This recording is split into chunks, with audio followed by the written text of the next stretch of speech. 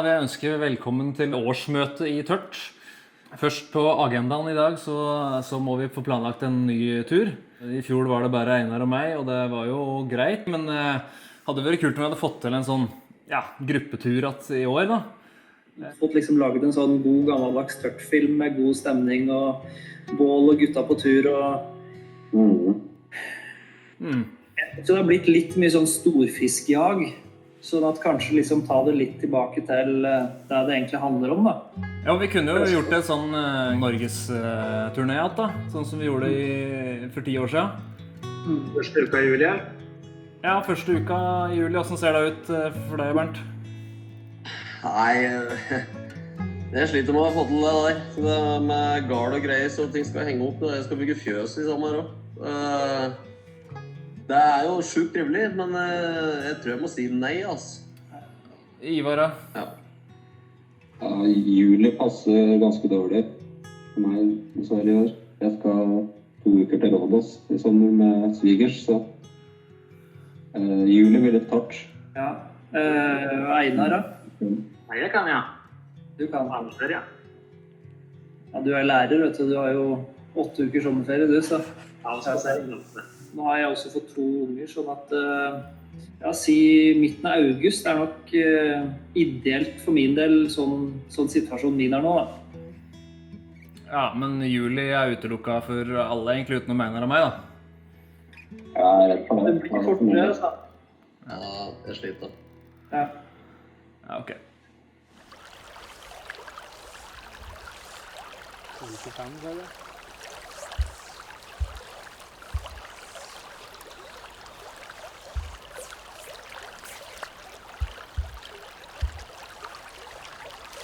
Litt mye vatten, eller?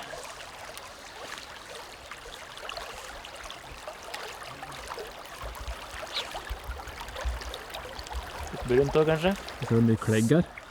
Nå det vanskelig å lage en flueline der tuppen ikke synker. Please. Du har hørt om sinktipp?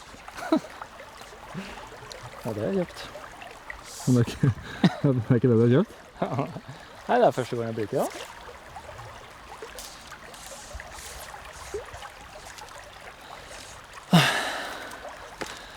Litt mye vatten, eller?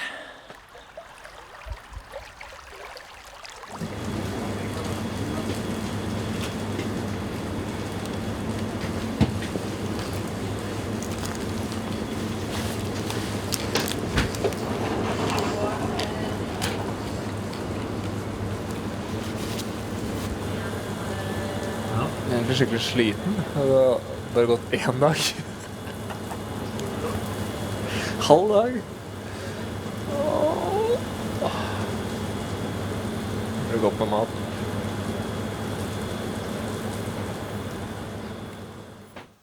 Skal du sove oppe eller nede du da? Så oppe. Oppe her eller oppe her? Hvor er det du ligger? Jeg ligger nede. Enda. Jeg ligger død da. Ja, den der. Da ligger jeg nede her.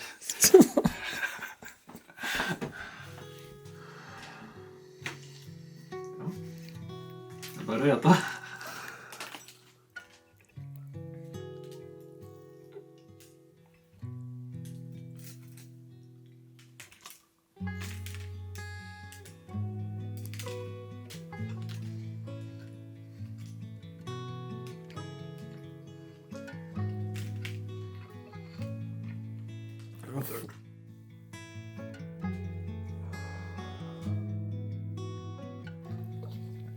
Ligger litt på Lars Lent nå.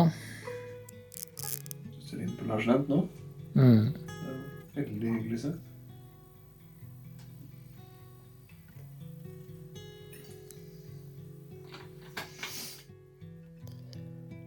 Jeg synes du ligner litt på Dr. Fiss, men... Synes du det? Fra Turfurlandet 3. Det fint sagt.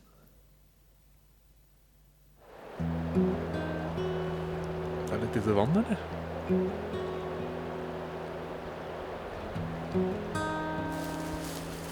Det her det ikke vært. Har du lyst til å fiske nedenfor eller over da? Jeg tror jeg prøver meg overfor. Jeg har sett en Sett en fin fisk oppe der.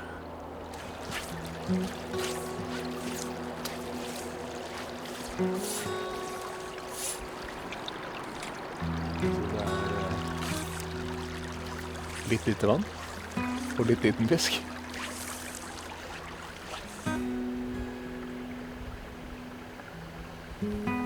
Bortpå.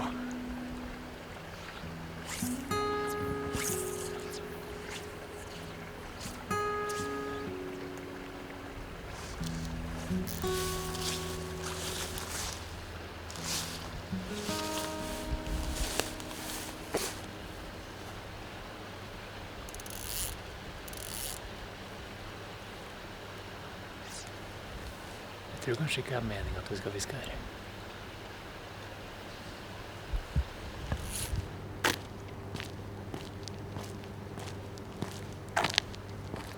Jeg tror vi faktisk må til Hemsedal i morgen. Og stå i kø.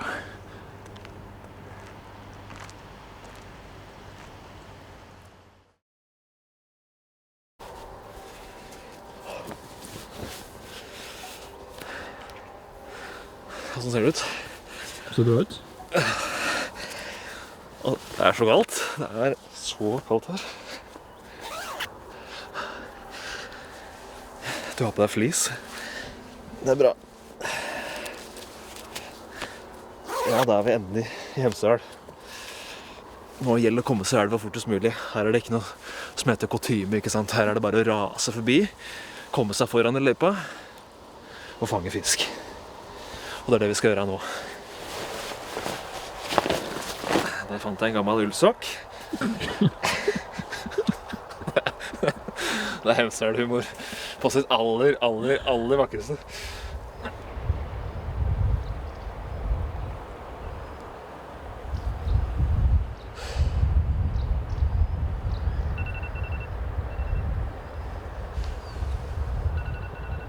Må ta den.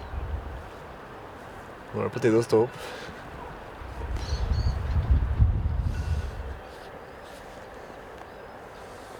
Null lammes er det nå. Null lammes står det på Yrer og på storm.no. Der er ikke null lammes.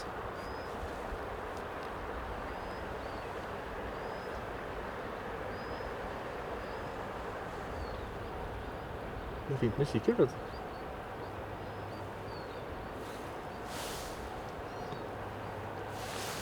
Så kan du i hvert fall konstatere at det ikke er noen ting her.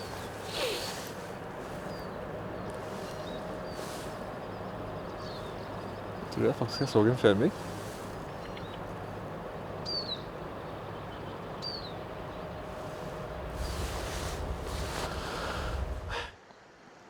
Hemsedøla, finn fram, altså.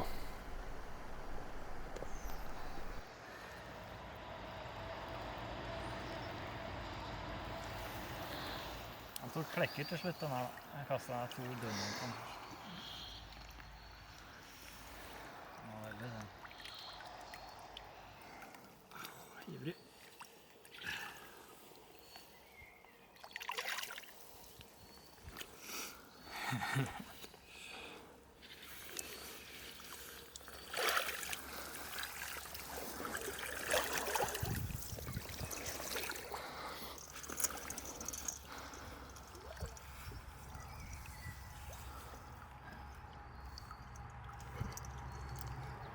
Føler du noe?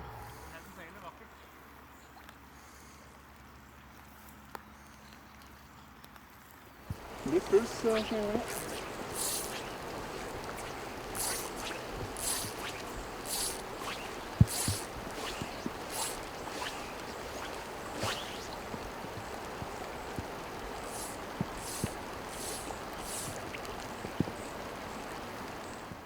Det er helt en på sitt aller vakreste, ikke det? Jo. Nei, det blir så mye regn. Faen.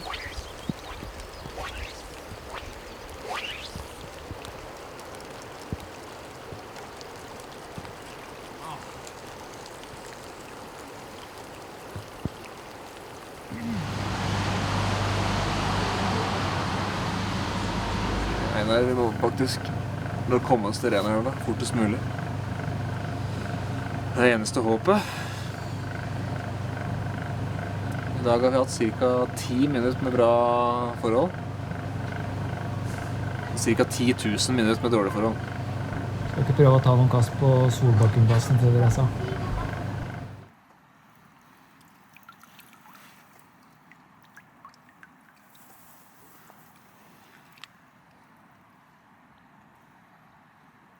Fin fisk.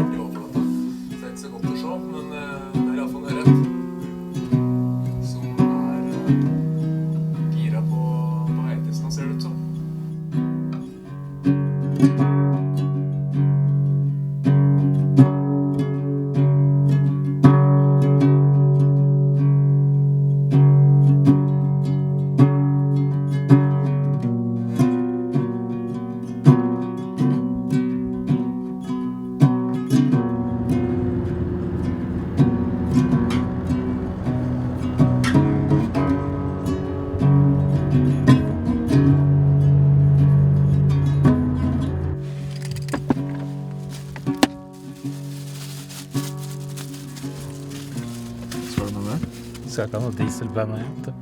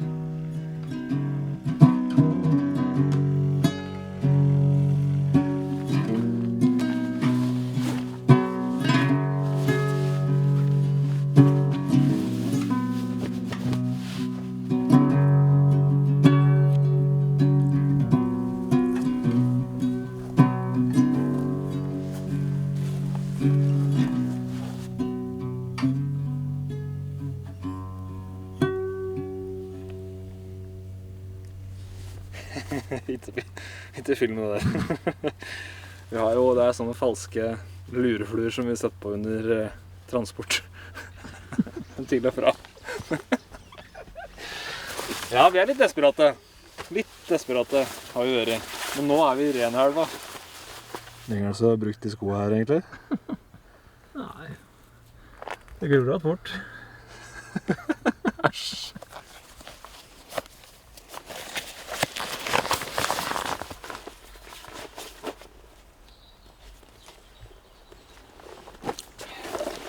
Klar? Det må bli. Har du trua? Nederlaget kaller. En ny dag truer. Spiller ny vadere? Jeg har alltid på meg. Er lappen på fremdeles, der? Jeg har alltid på meg lappen på fisketur. Det må jeg egentlig pleie å bruke like her. Folk sier at kinetikk er dårlig, men det er faktisk feil. Skal du fishe med den der? Han må være med, må han ikke det?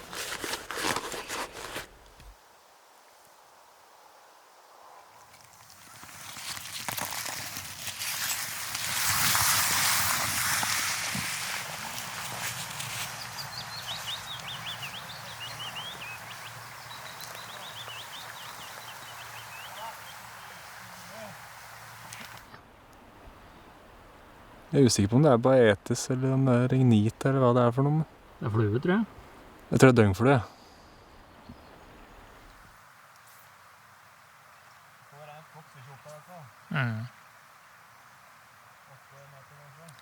Prøven her, jeg tror jeg fikk et vak.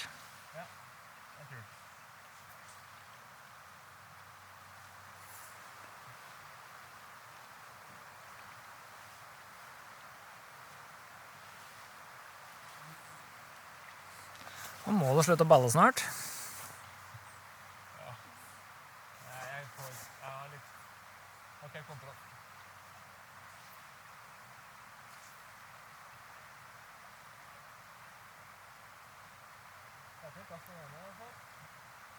Nydelig det.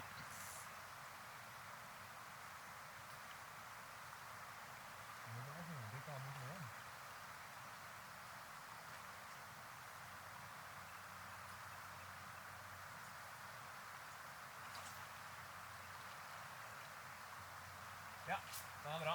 Å, det var bra. Det var veldig bra.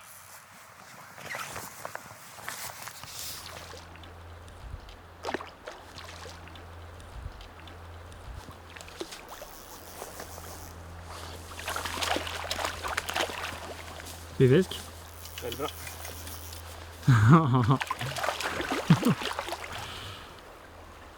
Ok, der.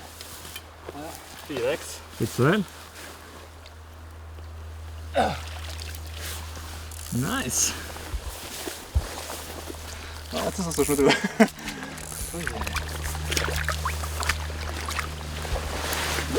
Deilig når den her gikk opp og tok der. Da bare boom!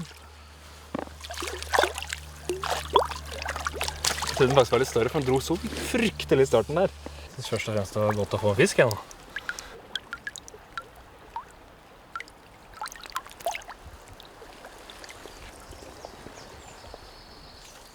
Første kastet. Det var ljug, det var ikke første. Men nesten.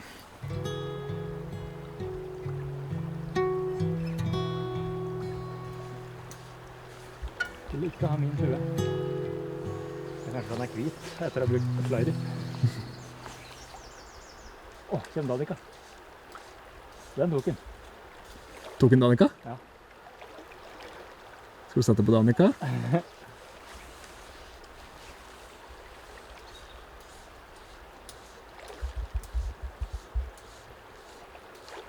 Ja, for han vil ikke ha baetis. Det klassiske Danica-fiskerena. Velkjent. Kjente Danica-fisker.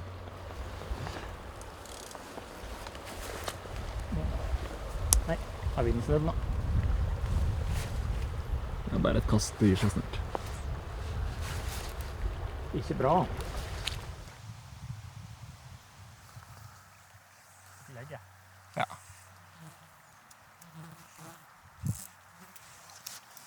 Pent. Kanskje om noe bitte litt lenger. Men da snakker vi 20 cm, liksom. 30 cm.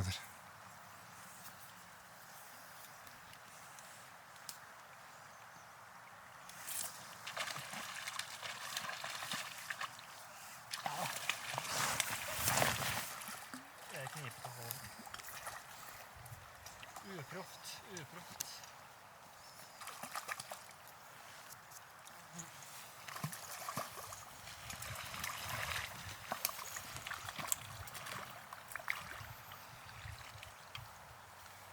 Klassiske Danica-fiskerena, altså.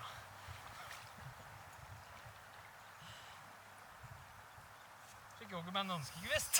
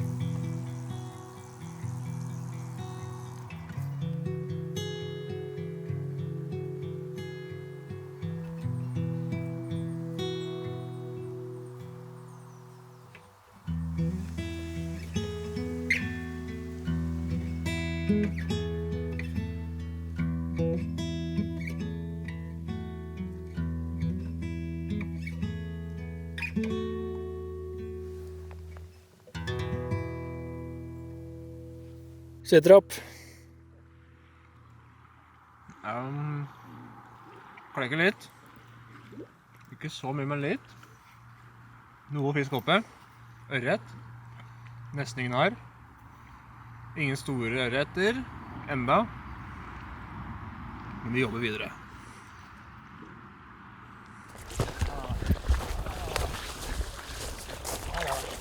Ikke ned der. Ikke ned der. Ikke ned der.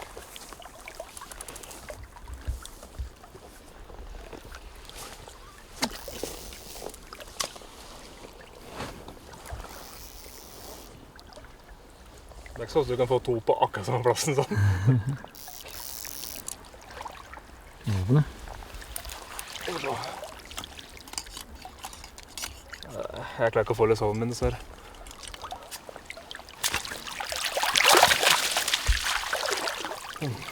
Takk. Før jeg var hvert fall dårlig sted. Du var jo glad for å få en fisk. Jeg er veldig glad for å få fisk. Det var artig. Veldig kul situasjon. Plassert ungdom. Ja, altså. Bortskjemt. Bortskjemt. Skjønner jeg flue det? En slags gulrotflue.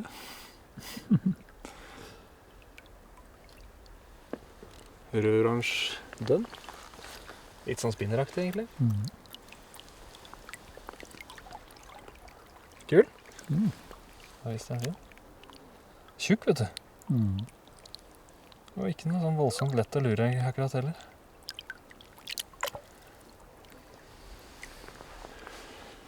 To fisker. Nesten 2 fisker i hoven. 1,5 fisk i hoven. Oi.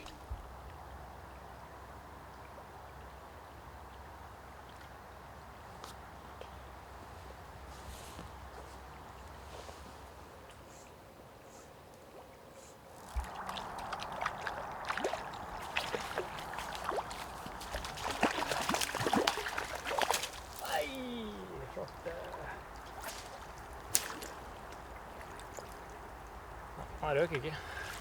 Jeg har jo ikke sett den i det hele tatt, annet enn når den tok da.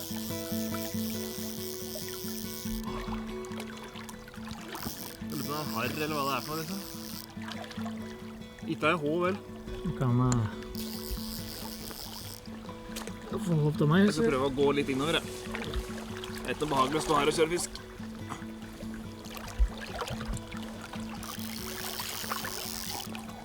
En sånn.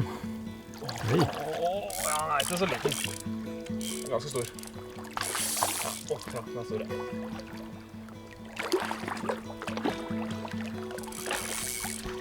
Kilos. Kilosøring. Det er kilos her, ja. Ja. En stor her. Ja. Det er kjempeherre den står ute.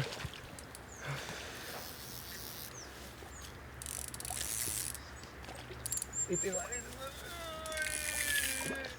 er den største haien jeg har hatt på. Eller jeg har hatt på en større enn akkurat her, faktisk.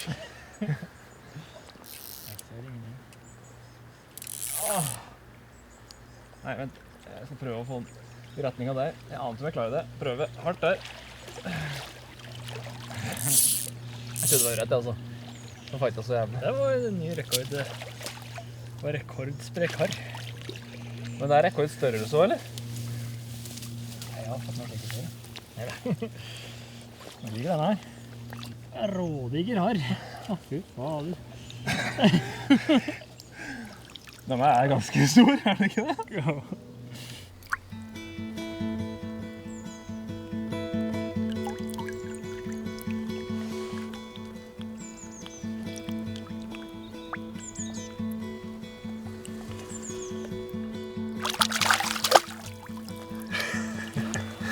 Lekkert.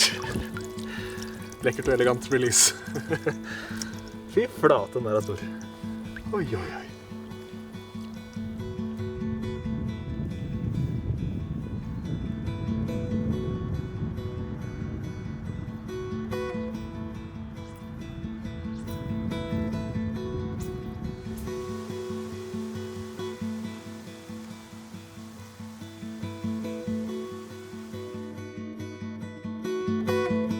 skal det være noe serveri.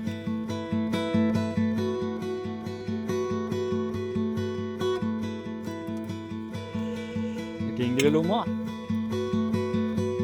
Helt feil gammelt.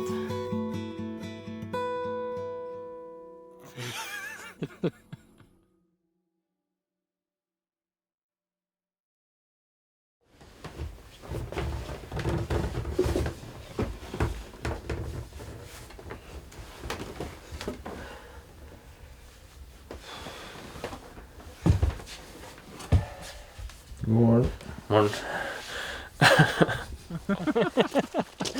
Ja da, det er ekspedisjon. Skal trykke Klara. Sjekke på Strava, så finner dere den vi har vært i. Ja, er det ikke på Strava, så har det ikke skjedd. Må dokumenteres. Trykk go på klokka. Jeg har gjort det. Ok. Jeg har gått i 12 sekunder. Kjør! Heldigvis så blir det ikke kaldt at det ikke er så stor plage til kvelden her. Det er sant det. Det regner med at det er ikke skar. Ja.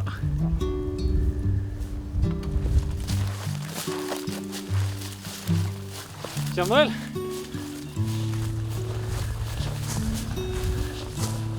Jeg er sliten, jeg.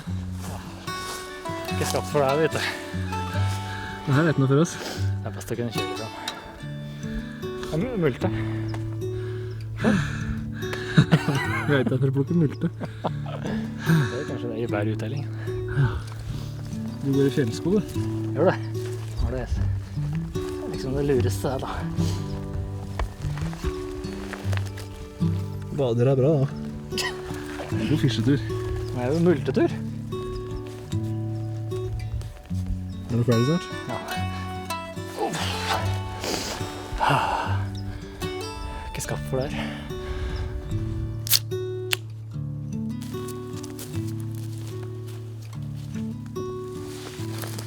Nå.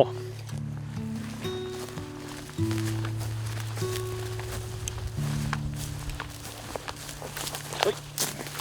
Det er utrolig provoserende. Nei.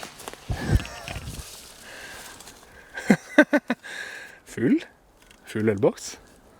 Jeg skulle til å si at det var en løgg her en stund nå. Men den er like god, den. Skal vi la den ligge her, skal vi ta den. La den ligge da. Skal vi la den ligge? Det er forsøpling. Vi tar den. Vi tar den med. Det er det eneste rette å gjøre. Helt reis deg. Der. Hva har du en sten på siden der? Jeg har mange steiner. Skal jeg bare starte her? Den er litt for tung. Legger du stener på hjørnet her? Nei, jeg har stappet dem nedi. Det er bare å skrosse dem nedi. Ja. Jeg kan sette en sten på bardunnen så lenge. Thank you. Thank you. Og så tar den.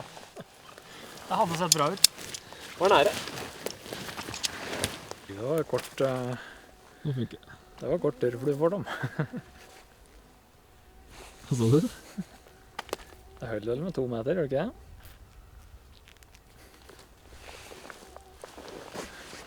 Får dra opp noe fra sokken, ja.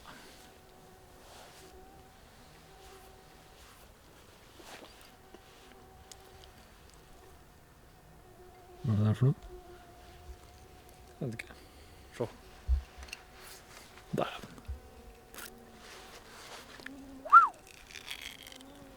Nei, ble ødelagt. Ødelatk? Ødelagt. Det er sånn fin kork, ja. Oi. Oi. Der, vet du.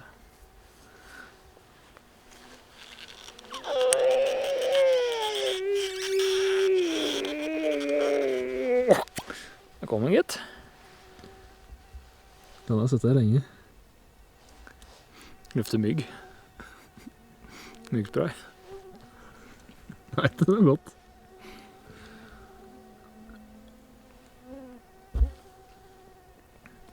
Mm. Hva smaker det? Ja, tror jeg du liker. Tror du det? Ja.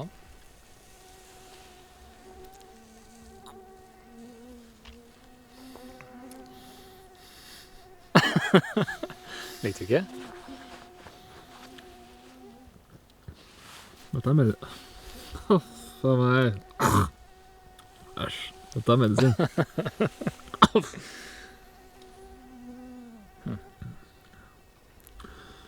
Det smakte akkurat sånn jeg håpte det ikke skulle gjøre. Nå skal du ha for deg selv. Kan du kose meg i sokken din? Det var ikke dum. Oi. Hørte du det?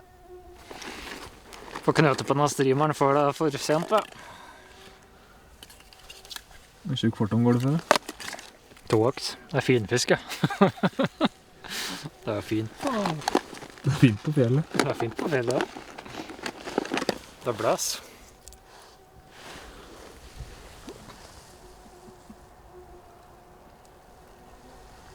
Jeg har aldri sett det så vindstille på fjellet før. Nei, det kalles jo ikke fjell i Finnmark. Vidda.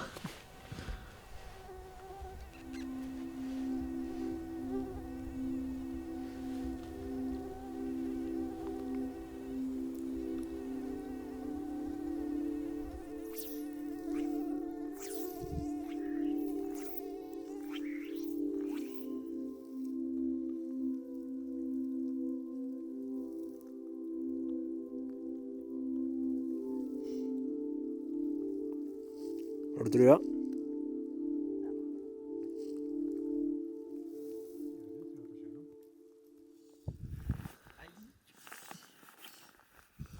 Skulle hatt linjekurv, vet du. Det smørker, det blir...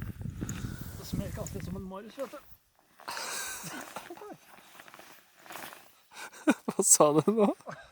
At det smørkere det blir. Det mer kastet som en Marius. Marius Huset? Marius Huset. Redd for bakstengen.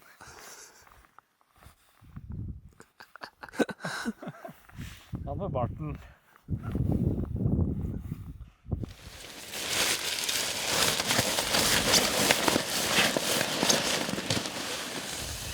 Nå snabelen vridd seg, gitt. Det er jo ikke akkurat tidseffektivt. Og så er det bra for miljøet, for det er bare luft.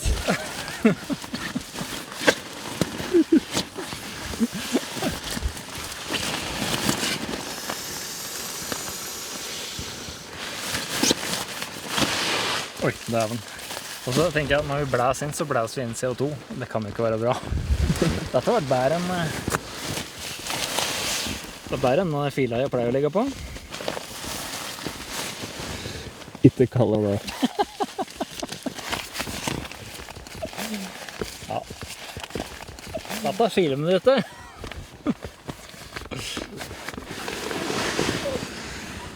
Å, fytti grisen.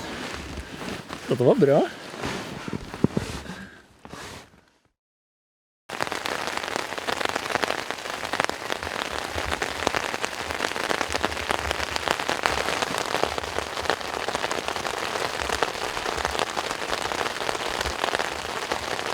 Godt å sove? Det er alltid godt å sove i telt.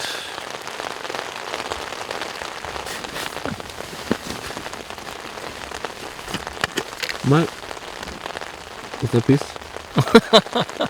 Dette er pissflaske. Ja, det er jo.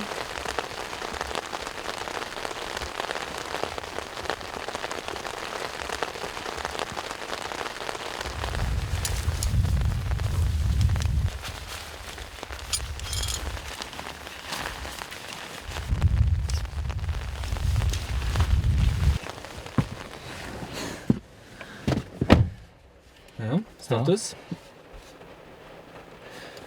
Andre folk, vet du, har sånn hobby og driver opp og feste.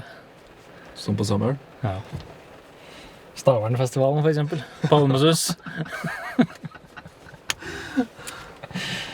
Mens andre drar til fjells. Det er sikkert dårlig der da. På Palmesus? Ja.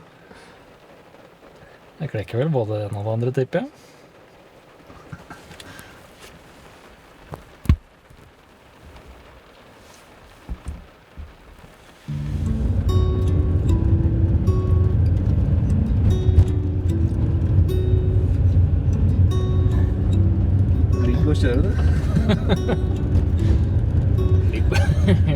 Ja.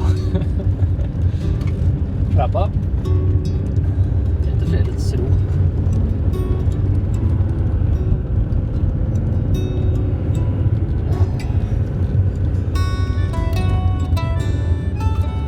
Hva Marius Ivar gjør nå?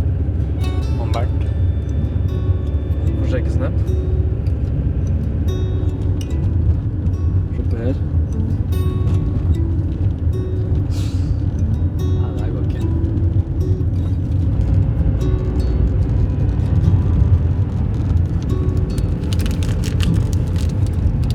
Da skal det være en Snickers. Ja, Snickers gjør det.